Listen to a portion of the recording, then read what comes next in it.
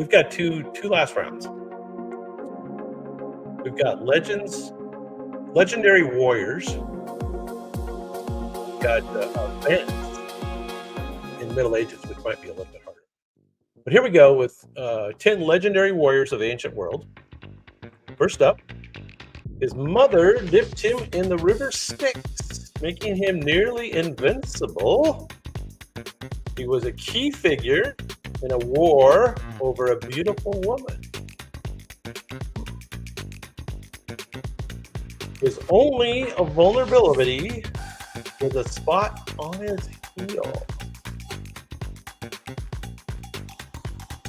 Let me try to say that again. Vulnerability. He is the central character in an epic poem by Homer. This Greek hero is synonymous with strength and a famous weakness. That's right, his name is kind of both strength and a famous weakness. Who knows who this one is?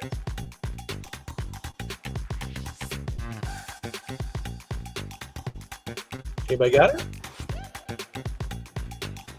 Famous poem by Homer.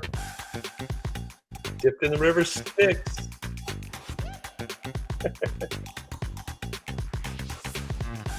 This is Achilles. Achilles is one of the most legendary figures in Greek mythology, celebrated for his prowess in battle and his tragic fate. Achilles, of course. Okay, remember, we're doing legendary warriors of the ancient world. This guy was known as the Scourge of God by the Romans. This was an enemy of the Romans. His empire stretched from the Danube to the Baltic.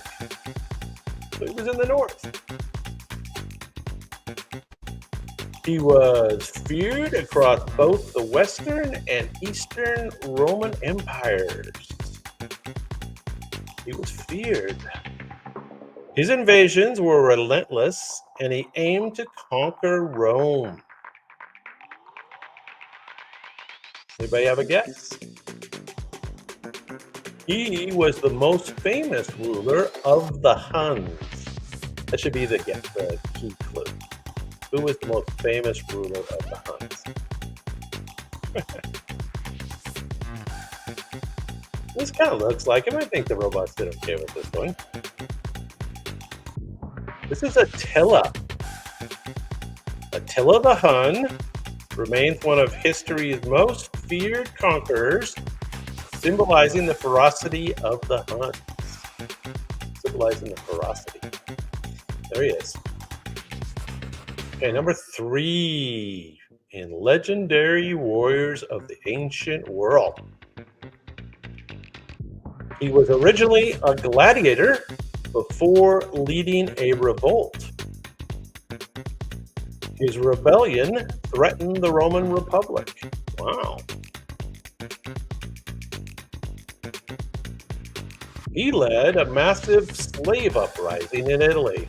This is the guy. This is the guy that led that slave uprising.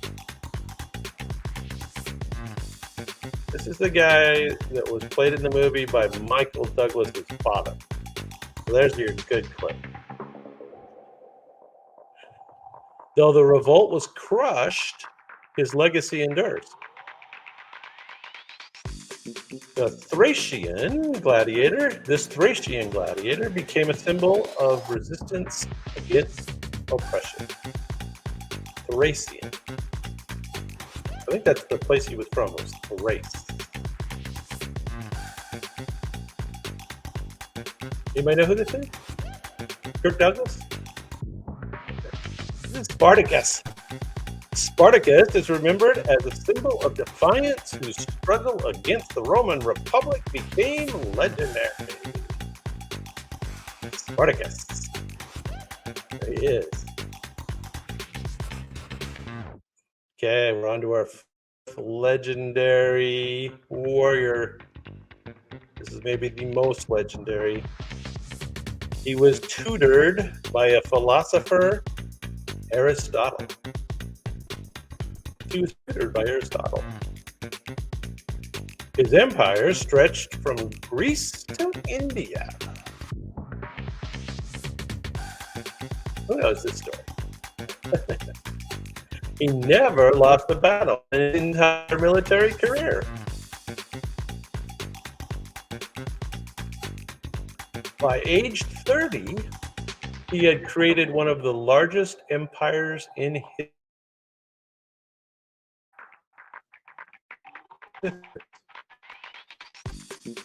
He is known as the Great.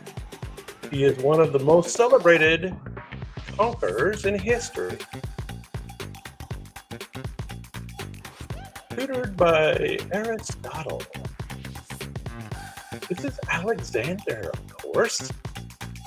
Alexander the Great's conquests changed the course of history, spreading Greek culture across 3 continents.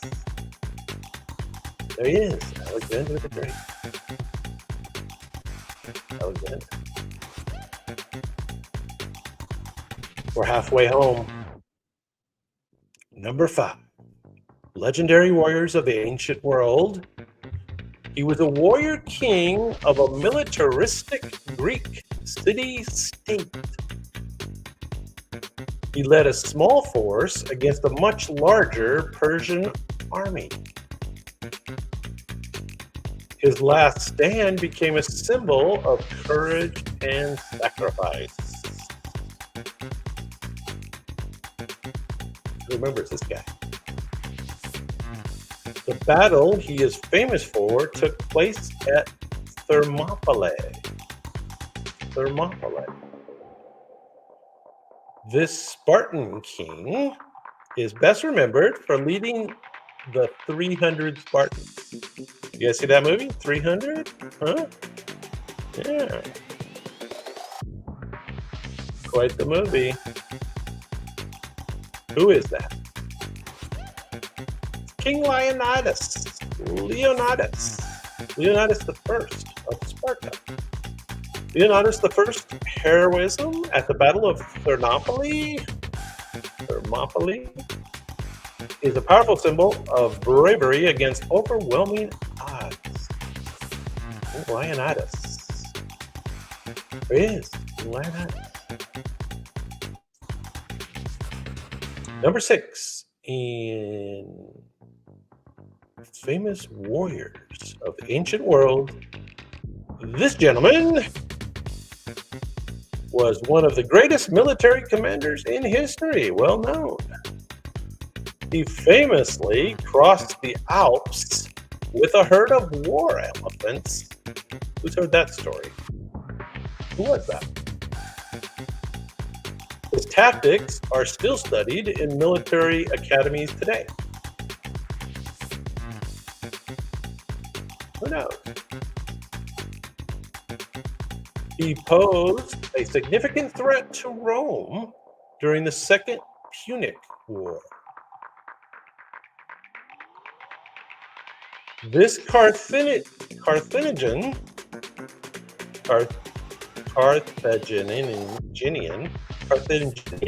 it's hard to say. He's from Carthage. General is best known for his audacious campaign in Italy. Who is this? Elephant. He's the elephant guy. Came over the Alps with elephants. You know. This is Hannibal. Hannibal Barca. Hannibal Barca is celebrated for his strategic genius and his daring military campaigns against Rome from Carthage. Carthaginian. There, I said it properly. Carthaginian. Number 7. This guy was the king of Uruk, which was the first big city of civilization, I think. One of the earliest cities in human history. There you go. His story is one of the earliest known works of literature. That's interesting. He sought immortality after the death of his friend Enkidu. Uruk. He is often depicted as a demigod with superhuman strength. Guess it was a while ago, so stories get convoluted. This Sumerian hero is the protagonist of an epic named after him. Everybody know the story? And the name of this guy? The story and the name are the same?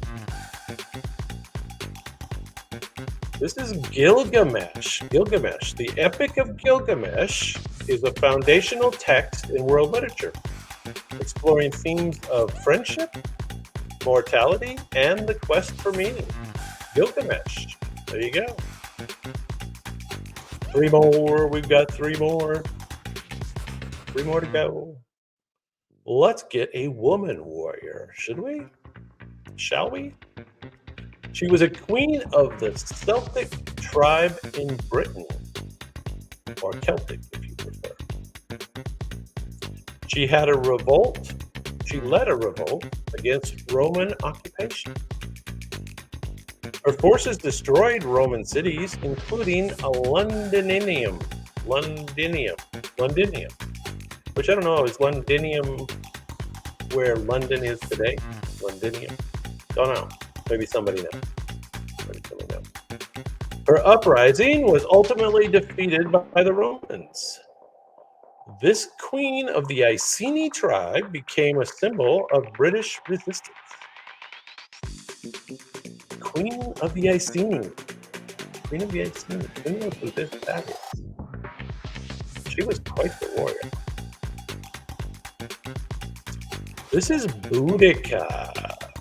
Boudica's legacy as a fierce leader who challenged the might of Rome endures as a symbol of resistance and national pride for those Brits. There she is, Boudica. Warrior Queen. 2 more.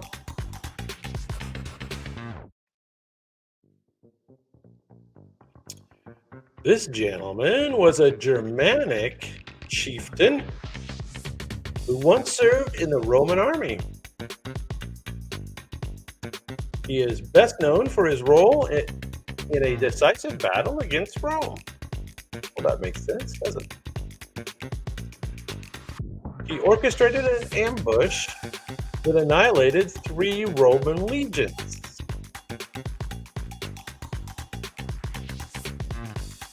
The battle he led took place in Teutoburg Forest. Teutoburg Forest. I got to say that with like a Scandinavian accent.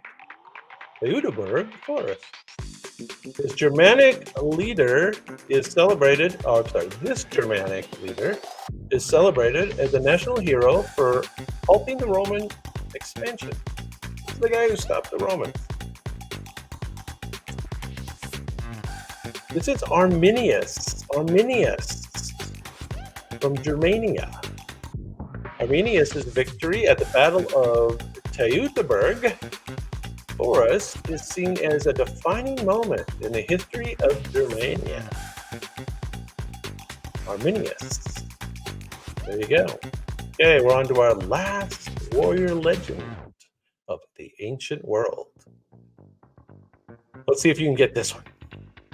He was a military strategist and philosopher from ancient China. He is credited with writing a highly influential book on warfare. That's pretty good. That should do it. His work has been studied by military leaders for centuries. Everybody reads his book. His teachings emphasize the importance of strategy and deception in battle. Strategy and deception. He is the author of The Art of War. Who is it? Anybody know who this guy is?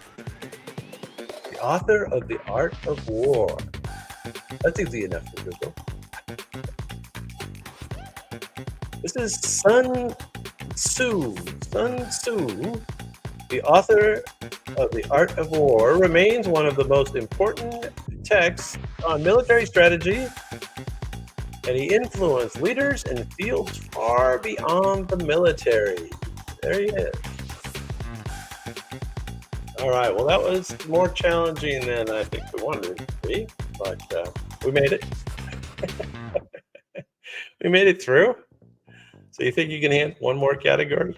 Here we go. This is going to be even harder because this is going to illustrate events. So when it's a person, it's a little easier. When it's an event, it's more conceptual, right? So the picture, you got to pay attention to clues. Tie the picture with the clues as thematic, okay? The picture is thematic. So these are key events of the Middle Ages. Key events of the Middle Ages. The city at the heart of this event was sacked multiple times in final years.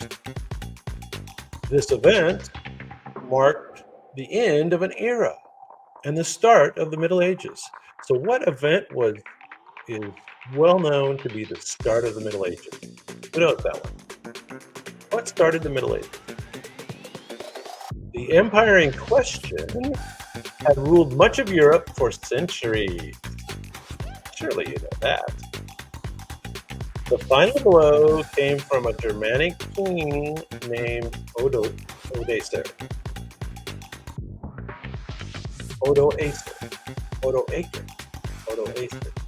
Don't know the name. I don't know how to pronounce that. I'm going to have to look that up.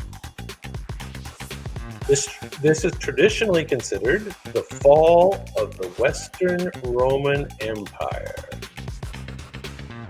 So the event that we were looking for on this one is the fall of Rome. And it happened in 476 CE or AD, however you like to say it. The fall of Rome signaled the decline of the ancient civilization and transition into the Middle Ages of Europe. So this is the event that began the Middle Ages. All right, so as we get into the Middle Ages, this was a key event. He was a king of the Franks, and the Lombards before this event happened. He greatly expanded his empire through military conquest. This event occurred on Christmas Day. Who knows what this event in Middle Ages is? Key event. He was crowned by Pope Leo III in St. Petersburg Basilica. So it happened in St. Peter's. This event marked the revival of the title Emperor of the Romans. They went from 476 all the way to 800 CE or AD for this event. Who knows what this event is? Anybody any guesses? This was the coronation of Charlemagne. Coronation of Charlemagne established the foundations of the Holy Roman Empire and reshaped European history. Right in the heart of the Middle Ages. That's right. All right, let's go on to the number 3 event in the Middle Ages. This happened in 1066 CE or AD, however you like to say it. This event involved a pivotal battle in England. The invasion was led by a duke from Normandy. 1066. The decisive battle was fought at a place now named after it. This conquest introduced Norman culture and feudalism to England. The leader of this invasion became known as William the Conqueror. Who led? What did William the Conqueror do? What conquest did he lead? Well, it's the Norman conquest, of course. The Norman conquest drastically altered the course of English history with lasting effects on its culture, law, and language. A key event in the Middle Ages. Middle Ages. Middle Ages are sometimes known as the Dark Ages, although the Dark Ages are kind of first, Middle Ages, second, or vice versa. All right, number 4. This happened in 1096 to 1099 CE or AD. This was a military expedition called by a pope to reclaim Holy Lands. It led to the establishment of several Crusader states in the Middle East. The expedition was initially motivated by religious fervor. What was this event called? 1096 AD.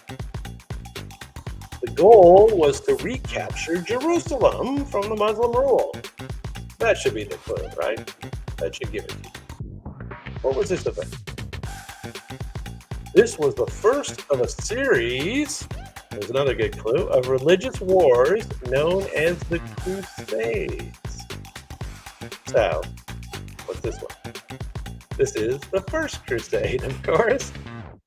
That's the event. The First Crusade had a profound impact on Christian-Muslim relations and the geopolitics in the Middle East. I bet it did. Lots of trouble. There it is, the Crusades. So again, these are a little harder because the picture is kind of representing a theme rather than a person, right? It's a little harder. You got to go by the clues, I think. Next up, this document was forced upon a reluctant king by his barons. This is 1215 AD, by the way. It was signed by Runnymede near the River Thames. So it was in England. There you go. It is often cited as an early step towards constitutional government. Wow, first step. Who knows that? Who knows that one? It's in the Middle Ages still, too. It limited the power of monarchy and established certain legal rights. This charter is famously known as the Great Charter. So what else is it called? Who knows? Key thing, Middle Ages. This is the Magna Carta. Magna Carta 1215 AD. The Magna Carta is considered a cornerstone of modern legal and political systems influencing constitutional law worldwide. This is the basis for all the stuff. There it is. Basis for the Constitution and everything. You bet.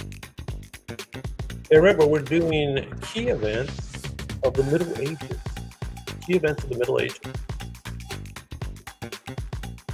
This is definitely a key event during the Middle Ages. Everybody probably knows this one. Let's see if you can get it. This event was caused by a bacterium transmitted by fleas. Fleas to rats. Rats, no. Rats, fleas to humans. It resulted in widespread panic and social upheaval. It killed an estimated 1/3 of Europe's population. Doesn't sound good. The plague led to significant labor shortages and economic changes. Lasting impact. This devastating pandemic is also known as the Black Death. That's right. Key event in the Middle Ages, the Black Death had a profound impact on a European society, leading to major economic, social, and cultural shifts. 1347 to 1351, a four-year deal, the Black Death. Yes, the Middle Ages were a time of happiness. All right, next up, key events in the Middle Ages. This conflict was primarily between England and France. Always. It was always between England and France. Lots of trouble. It was driven by disputes over territorial claims and the right to the French throne. Hmm. The war saw the rise of national identities in both countries. So they really figured out who they were. It included famous battles like Agincourt, and figures like Joan of Arc. Joan of Arc participated in this.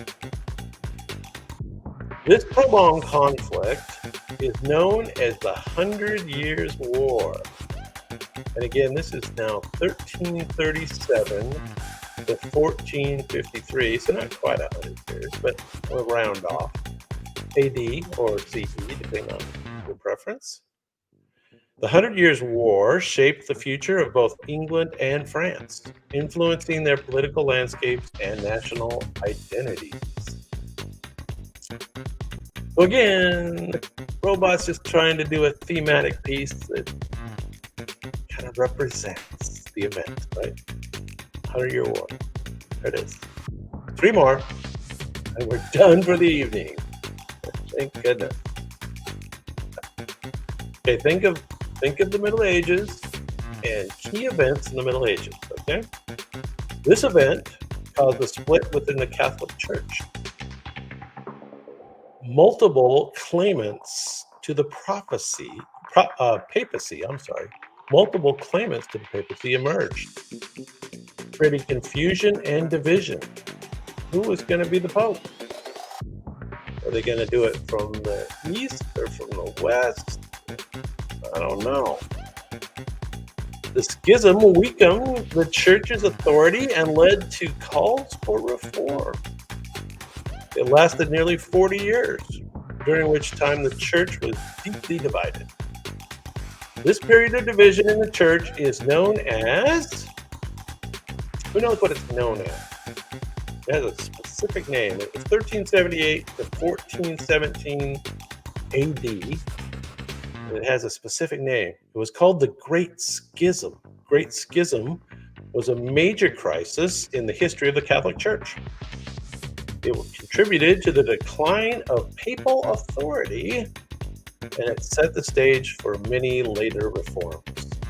The Great Schism. Now, somewhat related, although not for the same reason. This next event number 9 in the Middle Ages, this event marked the end of an empire that had lasted over 1,000 years. It was the final blow to the Eastern Roman Empire. Now, remember, the Roman Empire was from 453 or something like that, all the way up to now. This is 1453 AD. And the city was besieged by an army using advanced military technology for the time. The leader of the conquering force was the Sultan Mehmed II. Sultan Mehmed.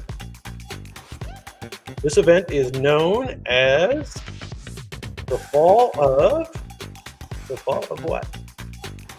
This is the fall of Constantinople, 1453 AD. The fall of Constantinople, I didn't say that properly. The fall of Constantinople was a watershed moment in history, signaling the end of the Byzantine Empire and the rise of the Ottoman Empire. Byzantine, Ottoman. There you go. There it is. Constantinople. Hagia Sophia. Okay, last one. Mercifully coming to a close. Key events of the Middle Ages. Now let's see if you can get this one. This invention revolutionized the spread of information in Europe. This invention, I can give you a date, 1440 AD. It was developed by a German goldsmith and inventor.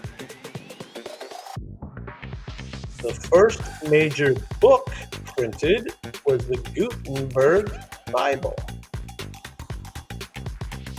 What was the key event of the Middle Ages? Kind of like ending. This definitely ended the Middle Ages, I would say. This is heading into the Renaissance.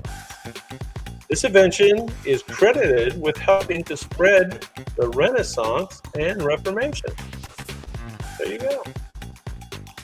The inventor is Johannes Gutenberg, and the device is, who knows?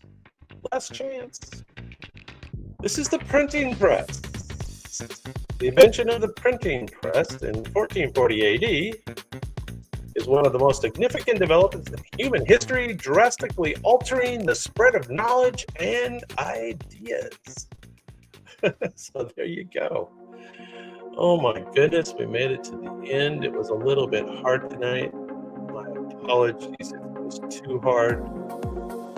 But I do appreciate anyone that hung out and played the game with us. So I do appreciate that. And I will, with that, I will say goodnight. And again, we're doing this on Wednesdays and Sunday evenings at the same time, 7 p.m. So come give us a look whenever you get a chance. All right. Good night, everybody. See ya.